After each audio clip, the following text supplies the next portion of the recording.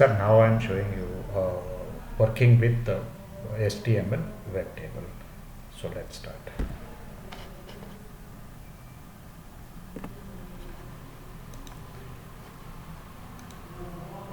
So this is the normally the table what I have, the all regular things. After that I have created a page for tables, and here there are rows and column. I have used AX path for the table row, and this is for table columns.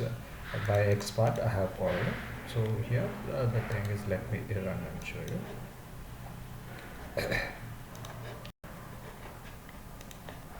So here I have created some table. So this is the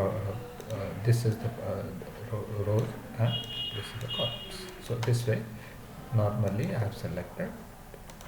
So now this is row, column. So now here's rows. I have created a variable, and this is the columns what I have created again a variable and stored the length of this particular row. Now I have printed rows and columns. So now this normally was giving me a very in different manner it was going. So I tried with giving these details basically.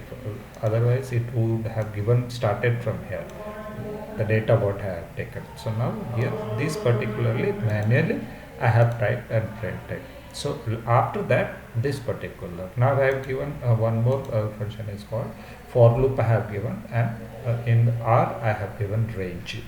This I have learned. Now this is 2. It will start from second, that is from this particular thing. So it is taking the value rows plus 1. It will automatically go to the next. Now C have given range for columns the same way. From first it will start and plus 1. So now I have used driver.exe for that particular. Now R actually what it is in normally it will take as a text. So now I have given it that particular thing into string. So I have converted it to string. So I have given plus as well as both side, and R have given in the bracket. So this is how it will execute normally. I had little problems with this particular. I think 4 hours I was working onto this. Code was very clear, but I have used yes here. Yes is not required. For only element is required. Said there are 2 things I have learned. So I was wasted this all time for this. So anyways, I found the issue. This is how, and it will print the value. Value is the variable for this particular thing. It will value the text, and after that, and I have given this empty space. After that, it prints. Let us execute and check it. So now table is open. This is a table. It is opening in the browser, and the products. This is normally what I have given, print rows and column. So it is 5 columns and 3 rows. I have counted that. So this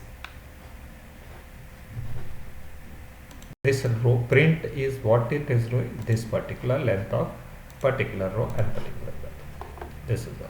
So these 5 and 3 are both. After that I have given print article and price, which starts from product 1. So this starts from this particular thing. So I think the placement and all, it's okay. These elements I was worrying about, and I solved it. It is working fine. So this is all about working with web tables and handling them. Thank you.